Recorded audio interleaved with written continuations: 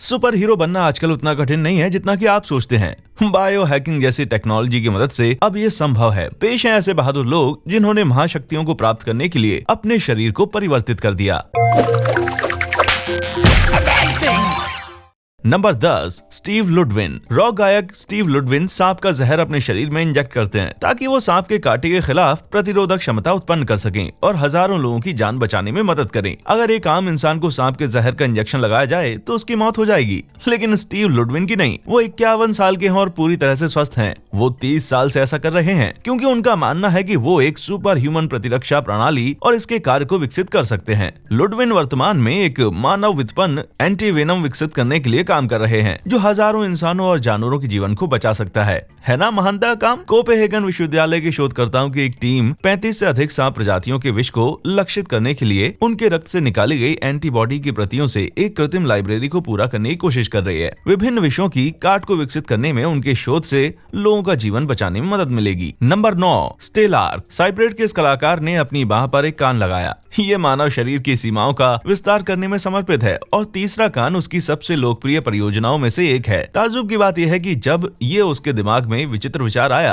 तो उसे ऐसे डॉक्टर ही नहीं मिले जो कि ऐसा चुनौतीपूर्ण काम कर सकें, लेकिन साल 2007 में उसने आखिरकार ये कर ही डाला। स्टेलार्क के पास एक कोशिका संवर्धित कान था जो उसकी बाईं बाह से जुड़ा हुआ था। उसका दावा है कि ये तीसरा कान खुद के लिए नहीं बल्कि दुनिया के लिए है। वो दुनिया भर के लोगों के साथ अपने अनुभव साझा करना चाहता है, इसलिए कि उसके लिए अगला कदम इसमें से एक वायरलेस माइक्रोफोन संलग्न करना होगा ताकि कोई भी किसी भी समय इसके साथ ट्यूनिंग करके उसकी दिनचर्या में ताक झांक कर सके। वैसे भी प्राइवेसी चाहिए किसे। पता चला कि उसने पहले भी एक माइक्रोफोन का परीक्षण किया था, लेकिन एक संक्रमण के कारण वो परीक्षण सफल होते हुए रह गया। निकट भविष्य में एक GPS ट्रैकर फिट करने की योजना वो बना रहा है ताकि लोग 24/7 उसकी गतिविधियों पर नजर रख सकें। नंबर 8, लिव्यू बबीतज। क्या आप इस बात से ईर्ष्या करते हैं कि पक्षी पृथ्वी के विद्युत चुंबकीय क्षेत्र को महसूस कर सकते हैं, लेकिन हम नहीं कर सकते? खैर, लिव्यू बबीतज को तो जलन है, इतनी अधिक कि उसने वास्तव में एक छोटा माचिस के आकार का सिलिकॉन गैजेट बनाया है जो उसकी छाती से 2 टाइटेनियम सलाखों के माध्यम से जुड़ा हुआ है। ये यंत्र मूलतः बहुत सारे इलेक्ट्रॉनिक्स वाली एक माइक्रोचिप है जिसमें कंपास और ब्लूटूथ की कनेक्टिविटी भी शामिल है। इससे उसे एक नेविगेशन की महाशक्ति मिलती है, उत्तर इंद्री, जिसका अर्थ है कि वो सचमुच उत्तर दिशा पकड़ सकता है। ये बड़ी चतुराई से किया गया है। जब वो उत्तर की ओर मुंह करता है तो डिवाइस वाइब्रेट करता है, उसी तरह जैसे आपको फोन टेक्स्ट मिलने पर वाइब्रेट होता है। इस प्रकार से तो एक नई मानव इंद्री तैयार हो गई है। मतलब यदि कुछ जानवर पहले से ही उत्तर सूंघ सकते हैं तो हम क्यों नहीं। जरूर, आप बस एक कंपास का उपयोग कीजिए, लेकिन यहाँ मकसद कुछ और है। ये पूरी तरह से इनबिल्ट नेविगेशन सिस्टम की शुरुआत हो सकती है।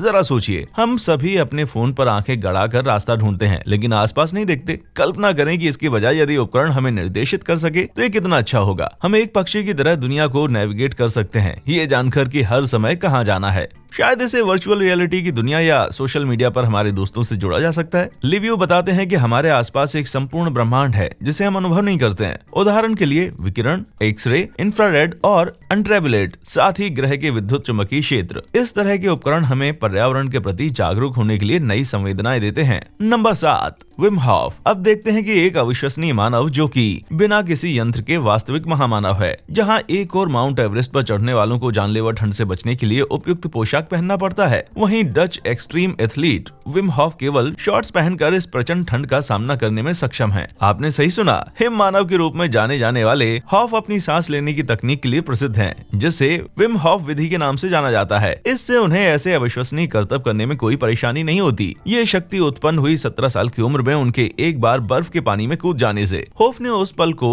अपने शरीर विज्ञान और चेतना के चरम संबंध के रूप में वर्णित किया है। अपने मन और शरीर के तापमान को नियंत्रित करने के लिए एक अद्वितीय श्वास पैटर्न विकसित करना शुरू कर दिया। हॉफ का दावा है कि उनकी पद्धति का उपयोग कई बीमारियों जैसे कि नैदानिक अवसाद, गठिया और कई स्क्लेरोसिस के इलाज के लिए किया जा सकता है। हालांकि ये बहुत दूर की बात लगती है। विज्ञान धीरे धीरे इसे समझ रहा है। इससे पहले कई पत्रकारों ने उसके तरीकों को खारिज करने की कोशिश की, लेकिन अंततः हुआ ये कि उन्होंने ही वो तरीके सीख लिए। हॉफ ने 26 विश्व रिकॉर्ड कायम किए हैं, जिनमें सबसे लंबे समय तक बर्फ स्नान करना शामिल है। आश्चर्यजनक रूप से वो 2 घंटे से भी अधिक समय तक ठंडे पानी का सामना करने में सक्षम हैं। उन्होंने माउंट एवरेस्ट के 6700 मीटर या 22,000 फीट की चढ़ाई करते समय केवल जूते और शॉर्ट्स पहनकर अपनी क्षमता को साबित भी किया है। हालांकि वो बार बार लगने वाली पैर की चोट के कारण शिखर पर नहीं पहुंच पाए, लेकिन इतने कारनामे भी कमाल के ही हैं। नंबर 6, नील हार्बिसन।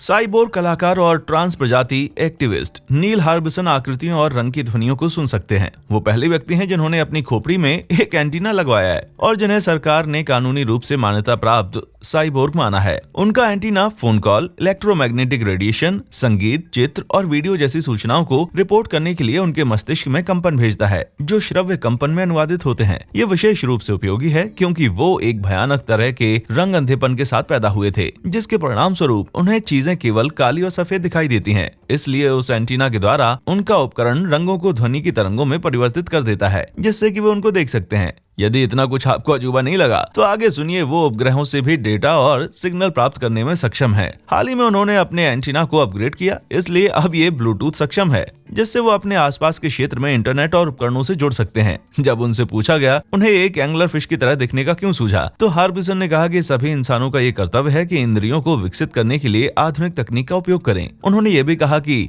साइबोर्ग बनना आसान बात नहीं है, लेकिन जीवन का ये फैसला आपको करना है और जीवन भर सीखना है। ये एक कलात्मक कथन भी है क्योंकि वो अपने मस्तिष्क और शरीर को एक कलाकृति मानते हैं। Number 5, Tim Cannon. अमेरिकी सॉफ्टवेयर डेवलपर, बायोहैकर और उद्यमी टिम कैनन ने अपने शरीर के तापमान और रक्तचाप को मॉनिटर करने के लिए एक उपकरण को अपनी बाह में प्रत्यारोपित किया। लेकिन बायोहैकिंग उनके लिए कोई नई बात नहीं है, क्योंकि उनकी उंगली, कलाई और कान में RFID टैग पहले से लगा हुआ है। वो दुनिया के पहले ऐसे व्यक्ति हैं जिन्होंने ग्रेड हाउस डिजाइन किए गए बायोमेट्रिक सेंसर को प्लेइंग कार्ड्स के डेक का आकार दिया, जो आपके तापमान और रक्तचाप की निगरानी कर सकता है और बुखार आने पर आपको चेतावनी भी दे सकता है। शोधकर्ताओं द्वारा परीक्षण चलाने के बाद डिवाइस सफल साबित हुई, लेकिन इसे कुछ महीनों के बाद हटा दिया गया। वर्तमान में कैनन डिवाइस के एक उन्नत संस्करण को डिजाइन करने में लगे हुए हैं, जो उपभोक्ता अनुकूल होगी और दुनिया भर के लोगों को ऑक्सीजन और ग्लूकोज के स्तर और हृदय गति डेटा जैसी अधिक विस्तृत जानकारी का ट्रैक रखने में मदद करेगी। 2015 में उन्होंने अपने दाहिने हाथ में एक और प्रोटोटाइप डिवाइस लगवाया था। ये एक सिक्के के आकार का था और इसमें 5 LED लाइटें थीं, जो एक चुंबक द्वारा टच करने पर ल्यूमिनेसेंस प्रभाव पैदा करती हैं। इसका उद्देश्य केवल सुंदरता को बढ़ाना था, शायद टैटूज को प्रकाशित करने के लिए, क्योंकि इसकी बैटरीज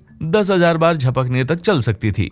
नंबर 4, उपकुलपति। ब्रिटेन में कोवेंट्री विश्वविद्यालय के उपकुलपति केविन वारविक अपने उस अध्ययन के लिए जाने जाते हैं जो मानव नर्वस सिस्टम और कंप्यूटर सिस्टम के बीच संचार मार्ग बना रहा है। उनके सबसे प्रसिद्ध कामों में से एक है कैप्टन साइबोर्ग नामक परियोजना, जिसमें एक RFID ट्रांसमीटर को उनकी बाह में प्रत्यारोपित किया गया था। उनकी त्वचा के नीचे लगे इस उपकरण से वो बिना छुए दरवाजे खोलने में और रोशनी, हीटर और कंप्यूटर चलित मशीनों को नियंत्रित करने में सक्षम हो गए थे। उनका काम है ऐसे नए तरीकों को विकसित करना जिससे हमारे शरीर एक दूसरे के साथ संवाद और बातचीत कर सकें। परियोजना के दूसरे चरण के तहत उन्होंने 2 घंटे की न्यूरो सर्जरी के दौरान इस कांटेदार उपकरण को अपने नर्वस सिस्टम में प्रत्यारोपित करवाया। इसके द्वारा वो दुनिया भर के लोगों और वस्तुओं के साथ सीधे संवाद करने में सक्षम है। एक बार तो वो कोलंबिया विश्वविद्यालय के इंटरनेट से जुड़ गए, जिससे वो इंग्लैंड के रीडिंग विश्वविद्यालय में एक रोबोट का हाथ हिलाने में कामयाब रहे। जब रोबोट के हाथ ने एक वस्तु को पकड़ लिया, तब संकेतों को इंटरनेट के माध्यम से उनके पास वापस भेज दिया गया, ताकि केविन महसूस कर सके कि दूसरे महाद्वीप पर मौजूद रोबोट का हाथ कितना ताकत लगा रहा था।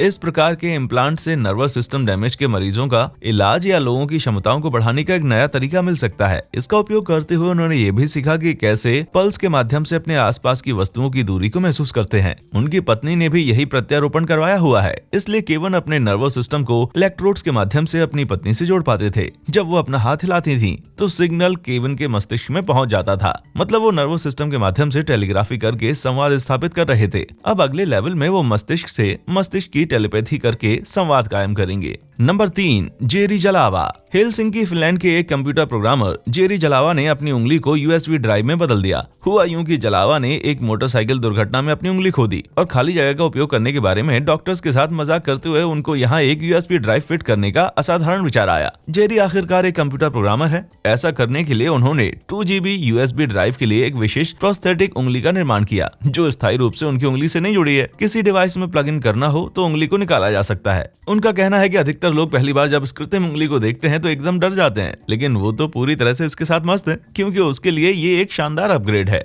Number 2, Rob Spence. एक आंखों वाले फिल्म निर्माता रॉब स्पेंस ने बचपन में ही एक दुर्घटना में अपनी दाहिनी आंख खो दी थी, लेकिन अपनी खोई हुई आंख पर दुखी होने के बजाय उन्होंने उस खाली जगह को भरने के लिए वायरलेस रिकॉर्डिंग कैमरा आंख रखी और अपने आविष्कार से पूरी दुनिया को चौंका दिया। आईबॉर्ग के नाम से जाने जाने वाली ये आकर्षक आंख देखकर ऐसा लगता है जैसे टर्मिनेटर पर्दे से बाहर आ गया हो। इतने वर्षों में स्पेंस ने प्रोस्थेटिक आंख में कई बदलाव किए और आधुनिक तकनीक की मदद से उसे एकदम असली आंख जैसा बना दिया। अपनी बैटरी की ऊर्जा से ये आंख आधे घंटे की रिकॉर्डिंग कर सकती है, लेकिन स्पेंस के लिए वायरलेस आई कैमरा होना पर्याप्त नहीं है। उन्होंने हाल ही में पोलैंड की एक होनहार युवा नेत्र रोग विशेषज्ञ मार्सिन जोविस्की द्वारा स्थापित startup company next I prosthesis उसके साथ मिलकर ऐसी कृत्रिम आंख बनाई है जो उन जैसी समस्या वाले सभी लोगों को आसानी से उपलब्ध हो जाए। ये बहुत सस्ती और बहुत ही सरल 3D प्रोस्थेटिक आंख होगी जो हर कोई खरीद सकता है। पहले चरण में तो उसके कमांड से आंख में लाल चमक आएगी, फिर उसमें वीडियो कैमरा फिट किया जाएगा। वो इसे एक चुंबकीय अंगूठी के साथ बेचने की योजना बना रहे हैं ताकि इसे लगाने वाले जब अंगूठी को आंख के निकट लेकर जाएं तो उसमें लाल चमक आ जाए।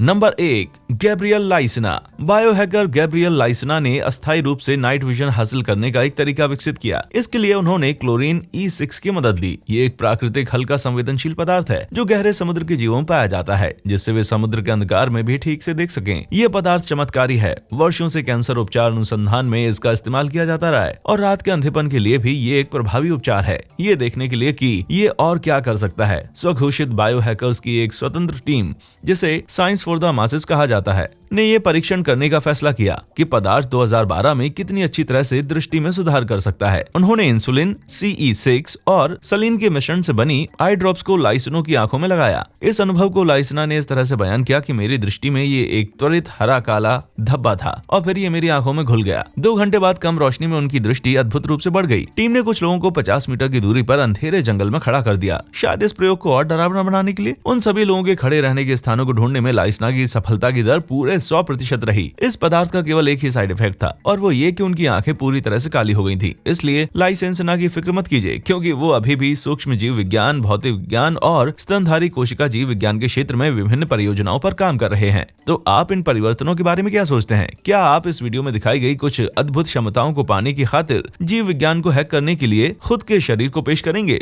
मुझे नीचे कमेंट सेक्शन में जरूर बताएं। देखने के लिए शुक्रिया।